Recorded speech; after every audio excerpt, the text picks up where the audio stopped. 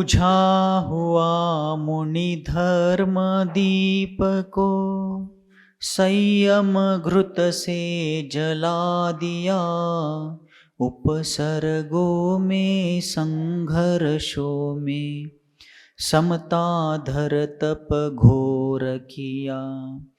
ऐसे अनुपम उपकारों से ऋणी हो गए सभी श्रमण।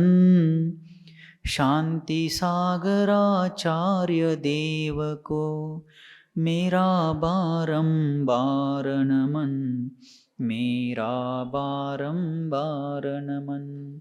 पंच परमेष्ठी भगवान की, द्वादशांग जिनवानी माता की, चारित्र्य चक्रवर्ती समाधि सम्राट मुनिकुल पितामह धर्म साम्राज्य नायक 20वीं शताब्दी के प्रथम आचार्य भगवान श्री शांति सागर जी मुनि महाराज की, परम पूज्य आचार्य भगवान श्री विद्यासागर जी मुनि महाराज की, दीक्षा गुरु शांत मूर्ति वात्सल्य रत्नाकर गुरुवर आचार्य भगवान श्री सन्मति सागर जी मुनि महाराज की, पूज्य आचार्य श्री वर्धमान सागर जी मुनि महाराज की, पूज्य निर्यापक श्रमण मुनिवर श्री धर्मसागर जी मुनि महाराज की, अहिंसा परमो धर्म की, आचार्य पदारोहण महामहोत्सव की।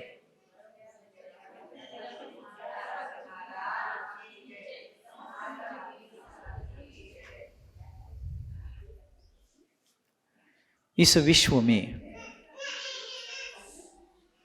सबसे भयंकर शत्रु यदि कोई है तो वह मिथ्यात्व रूपी शत्रु है। आचार्यों ने शास्त्रों में कहा है कि कोई व्यक्ति यदि विष का सेवन करता है, जहर का सेवन करता है और यदि उसकी मृत्यु भी होती है तो एक बार ही मरेगा वो। लेकिन जहर का सेवन करने वाला मरेगा ही ऐसा कोई नियम नहीं, वो बच भी सकता है। अग्नि में प्रवेश करने वाला व्यक्ति मरेगा ही ये कोई नियम नहीं, लेकिन मरा भी तो भी एक ही बार मरेगा। किसी व्यक्ति को सांप ने हलाहल नाग ने भी काट लिया, वो बच भी सकता है, यदि मर भी गया तो एक बार मृत्यु को प्राप्त होगा। ऐसे ही और अनेक प्रसंगों से भी यदि व्यक्ति गुजरता है तो एक ही बार संकटग्रस्त होता है, एक बार ही मरण को प्राप्त होगा। लेकिन मिथ्यात्व का सेवन करने वाले जीव अनंत बार मरते रहेंगे। जब तक मिथ्यात्व का त्याग नहीं करेंगे तब तक जन्म मरण का दुख भोगते रहेंगे। इसलिए इस विश्व में मिथ्यात्व के कारण ही सभी जीव दुखग्रस्त है। मोह मिथ्यात्व के कारण ही सभी जीव संसार चक्र में फंसे हुए हैं। और ऐसे वहां पर जैनवाड़ी के चातुर्मास में कब सन 1900 कब ईस्वी सन 1915 का पहला चातुर्मास कहाँ कोगनोली में हुआ। 1916 का दूसरा चातुर्मास कुंभोज में हुआ। 1917 का तीसरा चातुर्मास फिर से कोगनोली हुआ। और 1918 का चातुर्मास जैनवाड़ी में हुआ। फिर जैनवाड़ी के चातुर्मास में क्षुल्लक श्री शांति सागर जी महाराज ने जैन लोगों के घरों में कुलाचार के रूप में, कुल परंपरा के नाम पर, जहां अपन लोग मराठी कन्नड़ में उसको जगली कहते हैं, घर में जो छोटा देवालय बनाते हैं उसमें अनेक प्रकार के मिथ्या देवी देवताओं की उपासना अन्य समाजों के प्रभाव में आकर की जा रही थी। तब क्षुल्लक श्री शांति सागर जी महाराज ने उस समय लोगों को प्रबोधित किया, मिथ्यात्व कितना घातक है इस चीज से अवगत कराया। और फिर बैलगाड़ियों में भर भरा के उन सारे प्रतिमाओं को, उन मिथ्या देवी देवताओं की मूर्तियों को इकट्ठा करके नदियों में विसर्जित कर दिया। शांति सागर जी, क्षुल्लक रत्न शांति सागर जी महाराज ने उस समय लोगों को संबोधित करते हुए उनमें धर्म जागृति की एक चेतना प्रज्वलित कर दी। क्योंकि उस समय धर्म गुरु के नाम पर अनेक भोंदू बाबा लोग लोगों को फंसाते थे, मिथ्या मार्ग में लगाते थे, उनसे पैसे लेना, उनको उनके द्वारा मान सम्मान करवाना, पाद पूजन करवाना, ऐसे अनेक मिथ्या क्रियाकांड करवाते थे। लेकिन लोगों को मिथ्यात्व की दलदल में, मिथ्यात्व की खाई में ढकेल देते थे। अपने स्वार्थ के लिए, अपने जय जयकार के लिए, अपने उन्नति के लिए, अपने भौतिक यश कीर्ति के लिए वो सारे मिथ्या गुरु, मिथ्या कुगुरु लोगों को अपने पीछे अपने अनुयायी बनवाते थे, अपनी इच्छाओं को पूर्ण करवाते थे, लेकिन लोगों को सन्मार्ग दिखाने वाले सच्चे गुरु नहीं थे। तब शांति सागर जी ने लोगों को प्रेरित किया, उनकी चेतना को प्रज्वलित किया, क्योंकि स्वामी समंत भद्राचार्य देव ने रत्नकण श्रावकाचार्य में लिखा हुआ है कि इस संपूर्ण विश्व में संसार के प्राणी मात्र का मिथ्यात्व के समान कोई बैरी नहीं है। क्या लिखा है? अपन लोक व्यवहार में क्या कहते हैं? वो व्यक्ति मेरा बैरी है, ये व्यक्ति मेरा बैरी है, वो मेरे शत्रु है, ये मेरे रिपु है, ये मेरे अरि है। ऐसा अपन लोगों को आपस में एक में को शत्रु बैरी रिपु समझते हैं, लेकिन समंत भद्राचार्य देव कहते हैं कि संपूर्ण विश्व में संसार के प्राणियों का मिथ्यात्व के समान कोई बैरी नहीं है। मिथ्यात्व जैसा अहितकारी दूसरा कोई भी इस विश्व में नहीं है, और 3 लोक और 3 काल में सम्यक्त्व के जैसा दूसरा कोई मित्र नहीं है। किसके जैसा? सम्यक दर्शन जैसा दूसरा कोई मित्र नहीं है। हमारा हित करने वाला, हित के मार्ग पर बढ़ने के लिए सहायता करने वाला सम्यक दर्शन जैसा, जिन धर्म जैसा, देव शास्त्र गुरु जैसे सच्चे वास्तव में कोई मित्र नहीं है। लेकिन अज्ञानवश हम सभी लोग भौतिक दृष्टिकोण को धारण करते हुए मिथ्या मतों से प्रभावित हो जाते हैं, और उन मिथ्या मतों से प्रभावित होकर के अपना अहित स्वयं कर लेते हैं। कद्दू होता है ना, कद्दू, भोपड़ा, बड़ा भोपड़ा होता है, लाल भोपड़ा, कद्दू, हिंदी में कद्दू कहते हैं उसको। कद्दू के ऊपर छुरी गिरी, चाकू, कद्दू के ऊपर चाकू गिरा या चाकू के ऊपर कद्दू गिरा, विळ्यावर भोपळा पडला किंवा भोपळ्यावर विळा पडला। कद्दू के ऊपर चाकू गिरा या चाकू के ऊपर कद्दू गिरा, नुकसान किसका? कद्दू का ही होने वाला है। इसी प्रकार हम स्वयं अपने मिथ्यात्व के उदय में मिथ्यात्व भाव करें या किन्हीं कुदेव शास्त्र गुरु के प्रभाव से, उनकी प्रेरणा से मिथ्यात्व का कार्य करे, नुकसान तो अपना ही होना है। तब शांति सागर जी ने लोगों को बताया कि जिसे आप धर्म मानते हो वो धर्म के नाम पर अधर्म है, जिन्हें आप अपने मार्गदर्शक हितकारक मानते हो वो आपको लूट रहे हैं, वो धर्म गुरु बन करके आपको अधर्म की खाई में ढकेल रहे हैं, आप सतर्क हो जाइए। इस प्रकार उन्होंने लोगों में जागृति लाई, और फिर आगे बढ़ करके लोगों के भीतर धीरे धीरे धीरे धीरे धर्म भावना जागृत होने लगी। उसी समय 1918 के चातुर्मास में, कहाँ पर? जैनवाड़ी में। जैनवाड़ी के चातुर्मास में वहां जैन बहुल समाज होकर के भी लोगों में बहुत गहरा अज्ञान था। अनेक देवताओं को, कुदेवी देवताओं को पूजते थे, उपासना करते थे, और उसी दरमियान उस गांव में सांपों का उपद्रव बहुत होता था, है ना, सांपों का बहुत उपद्रव होता था। तो उस समय वहां एक अपने जैन व्यक्ति थे, बाबूराव पंढरपुरे। बाबूराव पंढरपुरे नाम के एक जैन व्यक्ति थे, जो सांप के काटने पर सांप का जहर, सांप का विष उतारने का काम करते थे, लेकिन उस विष को उतारने के लिए वो अन्य मिथ्या मंत्रों का, मिथ्या मंत्र तंत्र का आलंबन लेते थे। जिस मिथ्यात्व के कारण जीव अनादिकालीन दुख का अनुभव कर रहा है, उन्हीं मिथ्या मंत्र तंत्रों का प्रयोग करके वो लोगों के विष को उतारते थे, और लोग विष चढ़ने पर, लोगों को विष चढ़े, पशुओं को विष चढ़े, तो उन लोगों का या पशुओं का विष उतारने के लिए उन्हीं को बुलाते थे। वे जैन होकर के भी अज्ञान के कारण मिथ्या मत मतांतरों से प्रेरित होकर के मिथ्या मंत्र तंत्रों का प्रयोग करके जहर उतारने का काम करते थे। हमारे गांव के बाबूराव पंढरपुरे जी को छोड़ करके बाकी सबको मिथ्यात्व त्याग का नियम दीजिए, लेकिन उनको मत दीजिए। महाराज बोले क्यों? क्योंकि वे अन्य धर्मों के मंत्र तंत्रों का प्रयोग करके लोगों के जहर को, सांप का जो जहर चढ़ता है उस जहर को उतारते हैं। और यदि आप उनको भी ये नियम देंगे और उनका जहर उतारने का कार्य बंद हो जाएगा, तो यहाँ सब अनर्थ हो जाएगा। बहुत से लोग सांपों के दंश से मृत्युमुखी पड़ जाएंगे, पशुओं में हाहाकार हो जाएगा, इसलिए उनको छोड़कर बाकी सबको नियम दे दीजिए। महाराज ने उनको बोला, वो बाबूराव पंढरपुरे आते हैं, महाराज ने उनको समझाया कि भाई आप जिन मंत्रों को पढ़ते हो वो मंत्र नहीं है, वो तो कालकूट विष है। जिन सांपों का विष आप उतारते हो उस सांप के विष से भी वो भयंकर विष है। इसलिए आप उन मंत्र तंत्र को छोड़ दो और मैं आपको एक मंत्र बताता हूं। फिर महाराज जी ने उनको कहा, चलो मैं आपको जो मंत्र दे रहा हूं आप उस मंत्र की साधना करना, जहर उतारते समय उसी मंत्र का प्रयोग करना, 2 महीने तक आप इसी का अभ्यास करो। यदि 2 महीने में आपको इस मंत्र का प्रभाव नहीं दिखा फिर मैं आपको कोई बंधन नहीं डालूंगा। समझ में आ रहा है? 2 महीने तक आप इस मंत्र की जाप्य साधना, मंत्र साधना करके विष उतारने का प्रयास करो। यदि 2 महीने में प्रभाव नहीं हुआ फिर मैं आपको मिथ्यात्व मंत्र तंत्र बाकी के छोड़ो, ऐसा मेरी ओर से आपको बंधन नहीं डालूंगा। 2 महीने तक ये प्रयोग करो। बाकी के मंत्र आज से आप नहीं जपेंगे, आज से मैं दे रहा हूं वही मंत्र आप जपेंगे। इस प्रकार महाराज जी ने उनको प्रेरणा दी और उनको सभी के सामने नमोकार मंत्र का पाठ करवाया, अपराजित मंत्र का पाठ कराया और वो मंत्र सीख करके, मंत्र साधना की जाप्य विधि सीख करके और विशेष प्रकार से उसके सूक्ष्म रहस्यों को शांति सागर जी महाराज ने उनको बता दिया।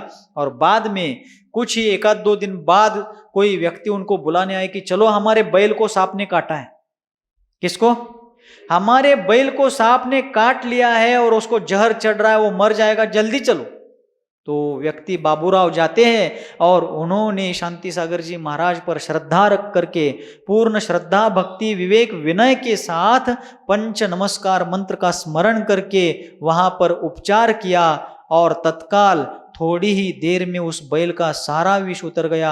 वह बैल विष बाधा से दूर हो गया। उस मंत्र की साधना का और उसके प्रभाव का प्रत्यक्ष अपने आंखों से प्रयोग देख करके बाबूराव पंढरपुरे तुरंत महाराज जी के चरणों में आते हैं और कहते हैं, महाराज 2 महीने के लिए आपने मुझे मोहलत दी थी, लेकिन 2 दिन में ही आपका प्रयोग सफल हो गया। आज आपके आग्रह बिना मैं अपनी स्वेच्छा से आपसे प्रभावित होकर के मरणांत मिथ्यात्व का, मिथ्या मंत्र तंत्रों का त्याग करता हूं और देव शास्त्र गुरु के अलावा, वीतराग देव सिद्धांत शास्त्र निर्ग्रंथ गुरुओं के अलावा अन्य कहीं पर भी मैं शरण नहीं जाऊंगा। इस प्रकार की उन्होंने श्रद्धा भक्ति पूर्वक वहां पर शपथ ली, नियम लिया और अपने अंधश्रद्धा का त्याग किया। पूज्यपाद आचार्य देव ने, समझ में आ रहा है ना, पूज्यपाद आचार्य देव ने अरहत भक्ति, जिसको इरियापत भक्ति भी कहा जाता है, इरियापत प्रतिक्रमण में वो अंतर्भूत है, तो उसमें एक बहुत सुंदर श्लोक दिया है।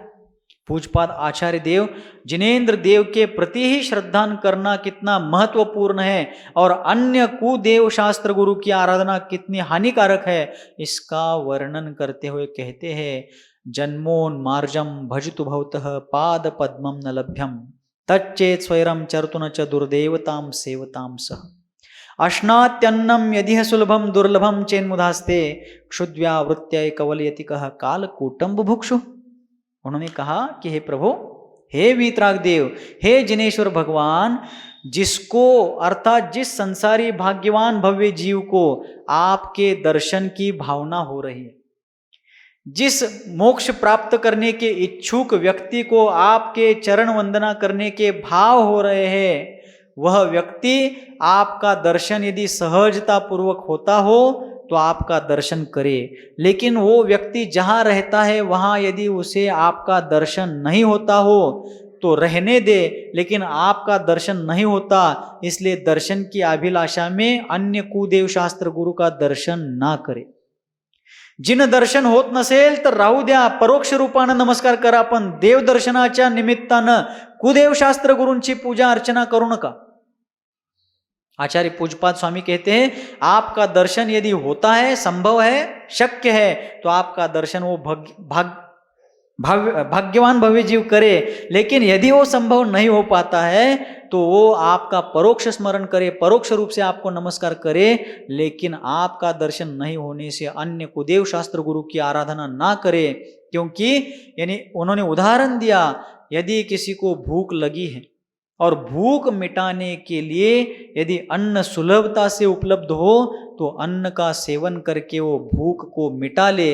लेकिन यदि भूख मिटाने के लिए अन्न नहीं मिलता है तो भूख से व्याकुल होकर के कोई भी व्यक्ति अन्न के अभाव में कालकूट जहर का, हलाहल विष का सेवन करेगा?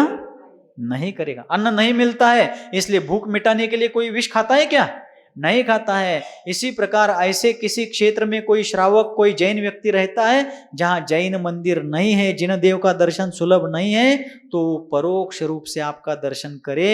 लेकिन यदि दर्शन आपका नहीं मिलता है तो परोक्ष रूप से दर्शन करते हुए अपने वृत्ति में, चित्त वृत्ति में आपके प्रति श्रद्धा भक्ति का भाव गाढ़ा करे, लेकिन दर्शन की लालसा से अनायतनों का दर्शन, कुदेव शास्त्र गुरु का दर्शन भूल कर भी ना करे। देखिए, ये है जैन दर्शन, ये है पूजपाद स्वामी का उपदेश। आज अपन लोग अज्ञानवश अपने जीवन में आने वाली समस्याएं, आर्थिक समस्या हो, पारिवारिक समस्या हो, शारीरिक समस्या हो, करियर संबंधी समस्या हो, किसी भी प्रकार की समस्या हो, तो अपने बहुत से साधर्मी जन अज्ञानवश और अन्य लोगों के प्रेरणावश कुदेव शास्त्र गुरु की उपासना करते हैं। जिन देवी देवताओं को कोई शरण नहीं है, उनको जैन लोग ही पाल रहे हैं। कितनी ही जगहों पर ऐसा हो रहा है, लेकिन ये बहुत गलत है। अन्य धर्म की, अन्य संप्रदाय की निंदा नहीं चल रही है, सत्यार्थ धर्म की यहाँ पर अर्चना आराधना चल रही है। सत्यार्थ देवशास्त्र गुरु के स्वरूप का यहाँ पर मंथन किया जा रहा है। इसलिए हम लोग यदि जीवन में संयम नहीं धारण कर पाए तो अपनी वो कमजोरी है, यदि धारण कर पाए तो जितनी शक्ति उतना संयम धारण करे, लेकिन सम्यक्त्व के बारे में नो एडजस्टमेंट, सम्यक दर्शन के बारे में, देव शास्त्र गुरु के यथार्थ स्वरूप के बारे में, उनके ऊपर रखे जाने वाले श्रद्धान के बारे में किसी प्रकार का एडजस्टमेंट नहीं होना चाहिए। हाँ, सांप्रदायिक विद्वेष नहीं रखना है, अन्य संप्रदायों के साथ कभी वाद विवाद नहीं रखना है, मैत्री भाव पूर्वक सभी के साथ रहना है, वैविध्यपूर्ण भारत की संस्कृति को जतन करना है, लेकिन श्रद्धा में वीतराग देव सिद्धांत शास्त्र और निर्ग्रंथ गुरुओं के ही उपासना करना। इस प्रकार जगह जगह पर विहार करते हुए वे महात्मा, वे तपोनिधान, वे क्षुल्लक श्री शांति सागर जी महाराज अन्य क्षेत्रों में गए और उसी दरमियान 1918 के जैनवाड़ी के चातुर्मास के बाद उन्होंने दानोली ग्राम में भी 1 महीने का सानिध्य प्रदान किया था। अपने वारणा नदी के उस तरफ दानोली ग्राम है, दानोली में उस समय क्षुल्लक अवस्था में 1 महीने का सानिध्य उन्होंने प्रदान किया। और उसके उपरांत अपना जो समडोली ग्राम है, समडोली ग्राम का जो पुराना मंदिर है आदिगिरी जिसे अपना भी कहते हैं, यहाँ से 1-1.5 किलोमीटर पर जो अपना आदिगिरी मंदिर है, वहाँ लगभग उस समय गांव की बस्ती उस दरमियान ही थी।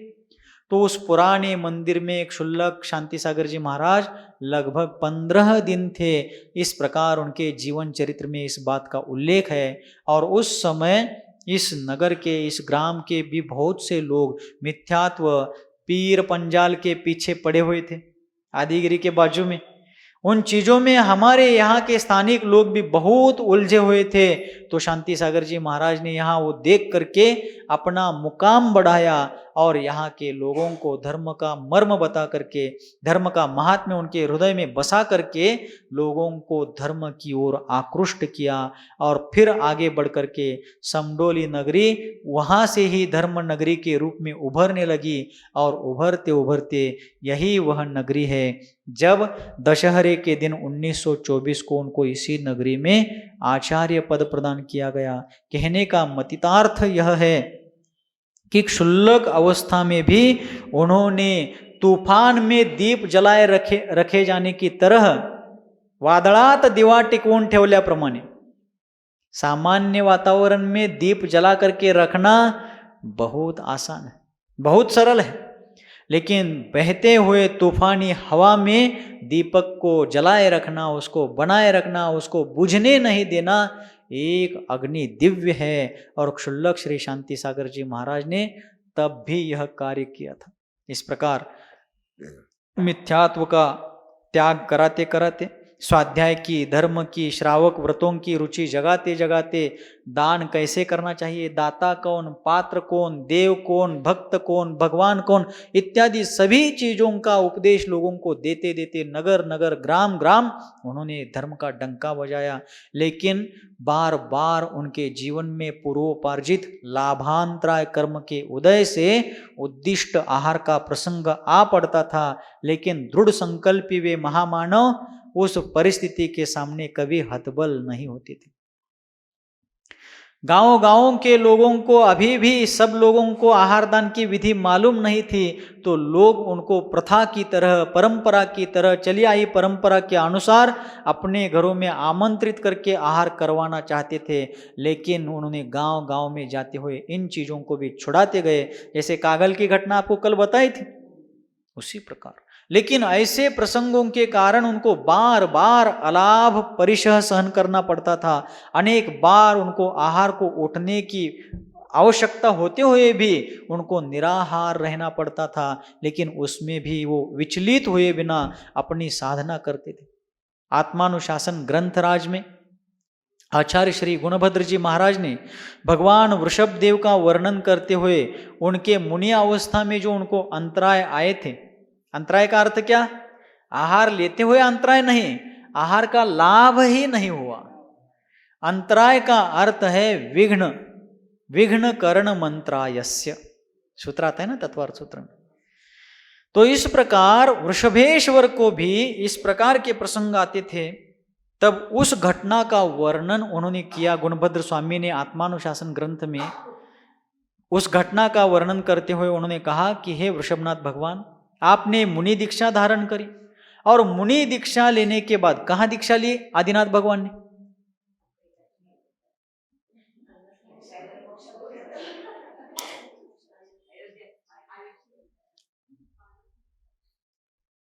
गूगल को पूछो, आदिनाथ भगवान ने कहां दीक्षा ली? देखिए क्या परिस्थिति है। अयोध्या में उनका जन्म हुआ है, कैलाश पर्वत पर उनको केवल ज्ञान की और निर्वाण की प्राप्ति हुई है। लेकिन वृषभनाथ भगवान की महाराजा वृषभदेव ने दीक्षा जहां धारण की, उस क्षेत्र का, उस स्थान का, उस जगह का नाम है प्रयाग, जिसे आज प्रयागराज फिर से कहा जाने लगा। कुछ दिन पहले, कुछ साल पहले उसको इलाहाबाद कहा जाता था, लेकिन उसका प्राचीन नाम है प्रयाग। और अभी अभी नामकरण के बाद, नामांतरण के बाद उसका नाम फिर से हो गया प्रयागराज। क्यों नाम पड़ गया उसका प्रयागराज? क्योंकि इस युग के प्रारंभ में, अर्थात अवसर्पिणी काल के तृतीय काल के अंतिम पड़ाव में, जब वृषभनाथ भगवान ने मुनि दीक्षा ली, अर्थात महाराजा वृषभदेव ने जब दिगंबर जैनेश्वरी भगवती मुनि दीक्षा धारण करी, तो उस स्थान पर की, आज जहां पर गंगा, यमुना और सरस्वती इन तीनों नदियों का संगम है, ऐसा कहा जाता है, त्रिवेणी संगम, उस स्थान पर उन्होंने श्रामण्य को, निर्ग्रंथता को अंगीकार करते हुए दिगंबर मुनि दीक्षा धारण की थी। इसलिए उस समय से उस स्थान का नाम प्रयाग पड़ गया। तो प्रयाग क्यों पड़ गया? प्र यानी श्रेष्ठ, प्र अर्थात श्रेष्ठ, और याग अर्थात त्याग। याग कहिए, त्याग कहिए, एक ही बात है। तो इस युग में सर्वप्रथम, सबसे पहले यदि किसी ने सार्वभौमिक साम्राज्य का त्याग करते हुए, संपूर्ण बाह्याभ्यंतर परिग्रह का त्याग करते हुए, संपूर्ण त्याग का मापदंड स्थापित करते हुए जैनेश्वरी मुनि दीक्षा यदि किसी ने ली थी, तो वृषभेश्वर ने ली थी। और जिस जगह पर ऐसा उत्कृष्ट त्याग करते हुए पंचमुष्टि केशलोच के द्वारा उन्होंने संयम का संकल्प लिया था, संयम के व्रताचरण का संकल्प लिया था, उस जगह का नाम तभी से पड़ा प्रयाग। यह है इतिहास।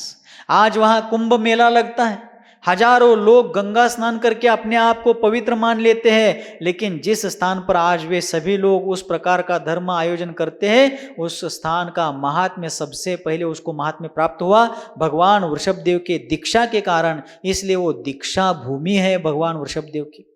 वहीं पर उनके साथ 4000 राजाओं ने उस समय मुनि दीक्षा ली थी। कितने राजाओं ने? 4000 राजाओं ने वृषभेश्वर के साथ उस समय मुनि दीक्षा ली थी। और भगवान वृषभदेव ने वहां पर महान सकल संयम को, महान व्रतों को, महाव्रतों को अंगीकार किया था, इसलिए उस जगह का नाम पड़ गया प्रयाग। ऐसे स्थान को इसलिए पूजा गया है। तो तब वृषभनाथ भगवान को मुनि दीक्षा लेने के बाद उन्होंने संकल्प लिया कि 6 महीने मैं ध्यान साधना करूंगा। उन्होंने प्रतिमा योग धारण की। क्या धारण किया? 6 महीने तक पद्मासन में बैठ करके वो आत्मा आराधना करते रहे, आत्म ध्यान करते रहे, प्रतिमा योग धारण किया और 6 महीने ध्यान साधना का संकल्प पूर्ण होने के बाद वे आहार को चले। कहाँ चले? आहार के लिए चले। वे तीर्थंकर थे, तद्भव मोक्षकामी थे, वज्र वृषभ नाराज सहनन के धारक थे।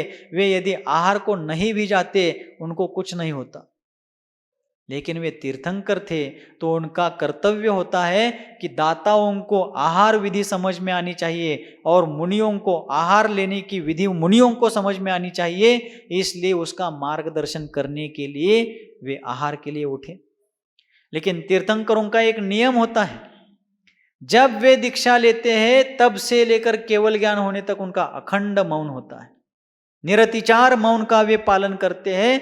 इसलिए हम जैसा वो उपदेश केवल ज्ञान के पहले हम जैसे सामान्य लोगों की तरह वो शाब्दिक उपदेश नहीं करते थे। अब वे आहार को तो उठ रहे हैं, 6 महीने की उनकी ध्यान साधना होने के बाद आहार को तो जा रहे हैं, लेकिन लोगों को आहार विधि मालूम नहीं थी। कोई कह रहा है महाराज आइए हमारा राज्य लीजिए, लेकिन हमारे घर भोजन को चलिए। कोई कहता है, जैसे शांति सागर जी महाराज को भी कह रहे हैं ना लोग, चलिए शुल्लक जी हमारे यहाँ भोजन आज आपका बना है, आज आप हमारे यहाँ आमंत्रित है, चलो भोजन को। जैसे आप लोग अपने घर में शादी विवाह में लोगों को आमंत्रण पत्रिका देकर बुलाते हैं, बस उनको पत्रिका नहीं देते थे लेकिन मुख से शब्दों के माध्यम से बुलाते थे, महाराज चलो हमारे घर। वैसे ही वृषभनाथ भगवान के सामने प्रसंग था, महाराज आइए हमारे हाथी घोड़े लीजिए, लेकिन हमारे घर में आहार को आइए।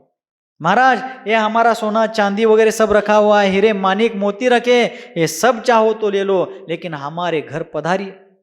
ऐसे अनेक अनेक प्रस्ताव रख करके लोग वृषभेश्वर को अपने घर में, महाश्रमण वृषभनाथ मुनिराज को अपने घर में आहार के लिए बुलाते थे, लेकिन उनको संपत्ति नहीं चाहिए थी, उनको नवधा भक्ति चाहिए थी। ऐसे 7 माह 8 दिन तक वो विधि लेकर यथा योग्य रूप से भ्रमण करते करते प्रयाग से निकल करके हस्तिनापुर के उपवन में जा पहुंचे।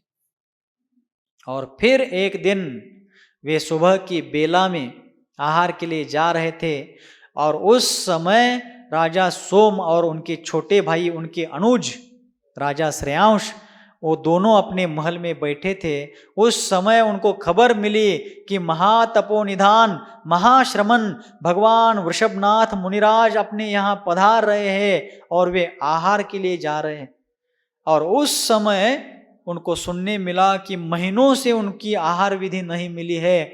उस चिंता में पड़ने पर राजा श्रेयांश को अनेक जन्म पूर्व इन्हीं वृषभनाथ के साथ, जब उस समय वे राजा वज्रजंघ और राजा श्रेयांश उस समय थी रानी श्रीमती, उस पर्याय में उन्होंने चारण रुद्धिधारी मुनियों को जो आहार दिया था उस घटना का जाति स्मरण हो आया और नवदा भक्ति उनको समझ में आ गई और तत्काल उन्होंने शुद्धि पूर्वक मन वचन काया और अन्न जल की शुद्धि पूर्वक सारी श्रावकों की वहां पर तैयारी कर दी, श्रावकचर्या की श्रावक के कर्तव्य की तैयारी कर दी और उस दिन उनको आहार दिया। तो दीक्षा के 13 माह 8 दिन के बाद वृषभनाथ को आहार मिला पहली बार इक्षु रस का। किसका आहार मिला? इक्षु रस का आहार मिला। तो उस घटना का वर्णन आत्मानुशासन में करते हुए आचार्य गुणभद्र जी महाराज कहते हैं कि हे वृषभनाथ भगवान, आपके पिता कुलकर है। वृषभनाथ के पिता कौन थे? क्योंकि एक नियम है कि कर्म भूमि प्रारंभ होने के पहले जो भोग भूमि होती है, जघन्य भोग भूमि, तीसरा काल जिसको अपन कहते हैं, उस भोग भूमि का काल होता है 1 4 3 2 कोड़ा कोड़ी सागर का काल होता है। और जब वह काल समाप्त होने आता है और 1 पल्य का अष्टमांश भाग शेष रहता है, तब उस भोग भूमि पर भी कर्म भूमि का प्रभाव होने लगता है। और उस दरमियान यहाँ क्रम से 14 कुलकर होते हैं और 14वें कुलकर का पुत्र प्रथम तीर्थंकर होते हैं। हर बार यह नियम है, हर बार 14 कुलकर इस प्रकार इस पद्धति से होते रहेंगे और 14वें कुलकर के द्वारा प्रथम तीर्थंकर को जन्म दिया जाएगा। इसी प्रकार वर्तमान के 14वें कुलकर थे नाभिराज और नाभिराज के द्वारा उनके माध्यम से हम सभी के लिए भगवान वृषभदेव जगत गुरु के रूप में प्राप्त हुए। मरुदेवी और नाभिराज इनके द्वारा प्रथम तीर्थंकर को जन्म दिया गया। तो आचार्य गुणभद्र जी महाराज कहते हैं कि हे वृषभेश्वर, आपके पिता कुलकर थे, आप स्वयं तीर्थंकर प्रकृति के धारक थे। आपका एक पुत्र षटखंड पृथ्वी का स्वामी चक्रवर्ती था, दूसरा पुत्र त्रिभुवन को मोहित करने वाला कामदेव था, बाकी के 99 पुत्र तद्भव मोक्षगामी थे। आपका जन्म होने के पहले, गर्भ में आने के पहले भी 6 माह, गर्भ में आने के 6 माह पहले और गर्भ में आने के 9 माह तक, मतलब गर्भ में आने के बाद 9 माह और आने के पहले 6 माह, ऐसे कुल मिलाकर 15 महीने तक रोज के रोज 14 करोड़ रत्नों की वर्षा आपके जन्म नगर के आसपास के और जन्म नगरी में होती थी। कितनी संख्या हुई? 63 अरब। 450 दिन हो गए ना। 15 महीने में दिन कितने? 30 दिन का ही एक महीना पकड़ना है, 28 दिन 29 दिन का नहीं पकड़ना है, 31 दिन का नहीं पकड़ना है। भारतीय कालगणना अनुसार हर महीना 30 दिन का होता है। तो 15 महीने के दिन कितने? 450 दिन में रोज के रोज 14 करोड़ रत्न। लोग आंखें बड़ी कर रहे हैं ऐसे, अरे बाप रे, रोज के रोज 14 करोड़ रत्नों की वर्षा 450 दिन हुई। किसी ने कैलकुलेटर पर उसका किया है गणित, तो वहां पर गणित में उत्तर आया 63 अरब। अरब म्हणजे अब्ज, 63 अब्ज इतने रत्नों की वर्षा हुई टोटल 15 महीने में।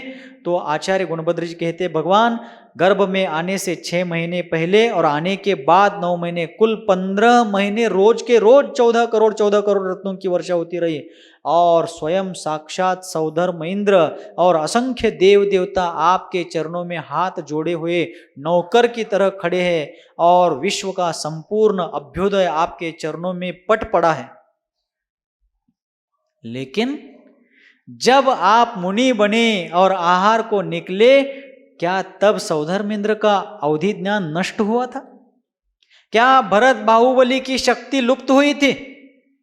जब षटखंड पृथ्वी पर साम्राज्य हासिल करने इतना उनका सामर्थ्य था, तो आपको नवदा भक्ति पूर्वक आहार देने की शक्ति चक्रवर्ती के बाहुओं में नहीं थी? सौधर्म इंद्र आपके गर्भ में आने के पहले ही उसके यहाँ घंटा नाद, भेरी नाद वगैरह वाद्य बजते हैं। आप आहार को जा रहे हैं लेकिन नवदा विधि नहीं मिल रही है, तो क्यों उसके वाद्य नहीं बज रहे हैं? क्यों उसका अवधि ज्ञान कार्य नहीं कर रहा है? क्यों इतने राजा महाराजा लोग आपके यहाँ बैठे हुए हैं, उनको समझ में नहीं आ रहा है? ऐसा क्यों हो रहा है प्रभु? तब कहा गया, कर्म की गति बहुत विचित्र होती है। बड़े बड़े महापुरुषों को भी कर्मों ने नहीं छोड़ा है।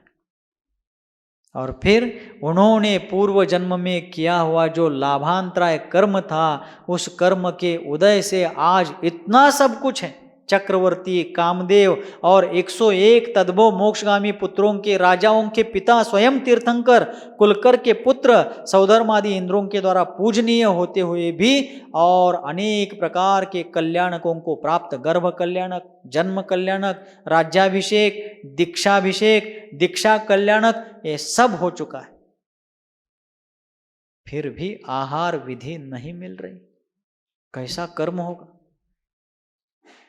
तब आचार्य गुणभद्र जी महाराज कहते हैं कि हे वृषभनाथ, आपने पूर्व जन्म में किसी कारणवश संचित किया हुआ जो आपका अंतराय कर्म था, उस कर्म का ही यह प्रताप है, उस कर्म का ही यह प्रभाव है कि इतना सब कुछ आपके पास, आपके साथ होते हुए भी आज वह कर्म आपको आहार का लाभ होने नहीं दे रहा है। हाँ, आपको आहार नहीं मिलने से आपको कोई चिंता, आकुल व्याकुलता नहीं है, यह आपकी महान संयम साधना है, लेकिन कर्म भी अपना फल पूर्ण रूप से दे रहा है। तो अब यहाँ पर प्रश्न उत्पन्न हो रहा है, प्रसंग उत्पन्न हो रहा है कि जब तद्भव मोक्षगामी प्रथम तीर्थंकर इतने सारे वैभव ऐश्वर्य के अधिपति होकर भी वृषभनाथ को ऐसे अंतराय कर्म थे, तो शांति सागर जी महाराज के जीवन में इस प्रकार के प्रतिकूल प्रसंग आए, तो इसमें कौन से आश्चर्य की बात है जब तीर्थंकरों के जीवन में भी ऐसा प्रसंग आया है। लेकिन शांति सागर जी महाराज के काल में हीन सहनन होते हुए भी, परिस्थितियां विषम होते हुए भी शांति सागर जी महाराज ने धैर्य खोया नहीं। उनको साथ देने वाले, मार्गदर्शन करने वाले कोई नहीं थे।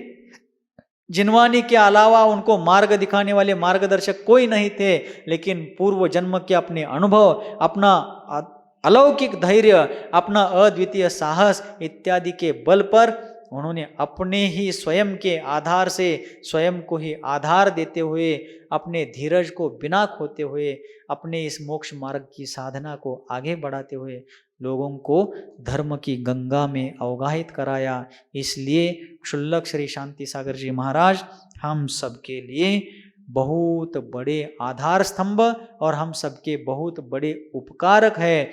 उनके उपकारों का ऋण चुका सकते हैं? आप कोई है इतने संपन्न जो उनके ऋण को चुका पाए? है? 3 लोक की सारी दौलत भी उनके सामने रख करके कहा जाए कि महाराज देखो, इतनी संपत्ति से हमारा आपका हमारे ऊपर जो ऋण है, और ऋण चुक सकता है क्या? महाराज तो कुछ नहीं बोलेंगे, क्योंकि वो कहेंगे मेरा आपके ऊपर उपकार थोड़ी है, मैंने अपना कर्तव्य किया है। लेकिन फिर भी 3 लोक की निधि भी हम उनके चरणों में रख देंगे, चढ़ा देंगे, तो भी उनके उपकारों से हम मुक्त नहीं हो पाएंगे। ऐसी परिस्थितियों में मजाक है क्या?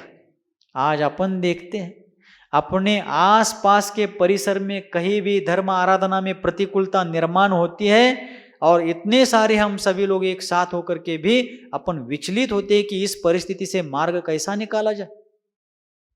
लेकिन उस समय ना सोशल मीडिया था, ना प्रचार तंत्र था, ना कोई सहायक साधन थे, ना यातायात आना जाना प्रवास इतना फास्ट था, ना लोग उनके पास जल्दी से पहुंच पाते। ऐसी परिस्थिति में तूफान में जलाए गए दीपक को प्रज्वलित रखना, ऐसा कार्य शांति सागर जी ने किया। पहले तो उन्होंने दीपक जलाया और जलाए हुए दीपक को निरंतर बरकरार रखा, ऐसा कार्य उन्होंने किया। अब आगे जाकर के दिनों दिन तप साधना के साथ साथ 12 अनुप्रेक्षाओं का चिंतन, आत्म ध्यान, शुद्धोपयोग की भावना इत्यादि के कारण उनका वैराग्य निरंतर बढ़ने लगा। और घर द्वार तो छोड़ा ही था, लेकिन शरीर पर धारण किया हुआ जो खंड वस्त्र था उसको भी गिरनार में छोड़कर ऐलक पद में वो आ चुके थे। लेकिन अब उनको लंगोट भी भार लगने लगा। जो कोफिन थी, लंगोटी थी ना, वो भी अब उनको भार लगने लगी। अब उनके भीतर एक अनिवार्य भावना उत्पन्न होने लगी कि मुझे निर्घ्रंथ दिगंबर जिन मुद्रा धारण करना है, यथाजात मुनि रूप धारण करना है। जिस मुद्रा को वृषभादि महावीर पर्यंत 2400 तीर्थंकरों ने और असंख्यात मुनियों ने, केवलियों ने धारण किया था, उस निर्घ्रंथ मुद्रा को धारण करके मुझे निजात्मा का अनुभव करना है। रत्नत्रय के चरम उत्कर्ष साधना को करके असंख्यात गुण श्रेणी रूप से कर्म निर्जरा को और बढ़ाना है, और पुनश्च दिगंबरत्व की निर्घ्रंथता की निर्दोष साधना का कीर्ति ध्वजा इस विश्व में फहराना है। इस प्रकार की भावना उनके अंतरंग में दिनों दिन बढ़ने लगी, और वह मुनि दीक्षा के लिए प्रयासरत हो गए। और किस प्रकार अब मुनि दीक्षा लेते हैं, उस क्लाइमेक्स को अग्रिम सत्र में देखते हैं, अगले सत्र में उसके लिए छोड़ देते हैं। लेकिन इन सारी घटनाओं से मैं भी, आप भी, हम सभी लोग उनके जीवन से आदर्शों को ग्रहण करते हुए अपने जीवन को उनके जितना ना सही, लेकिन थोड़ा बहुत तो उनकी तरह बनाने का प्रयास अपन सभी मिलकर के करेंगे। इसी में अपने जीवन का उद्धार है। बोलिए गुरुवर आचार्य भगवान श्री शांति सागर जी मुनि महाराज की, गुरुवर आचार्य भगवान श्री सन्मति सागर जी मुनि महाराज की। बोधि समाधि परिणाम शुद्धि स्वात्मोपलब्धि शिव सौख्य सिद्धि चिंतामणिं चिंतित वस्तुदाने त्वां वन्दमानस्य ममास्तु देवी। 9 जाप्य।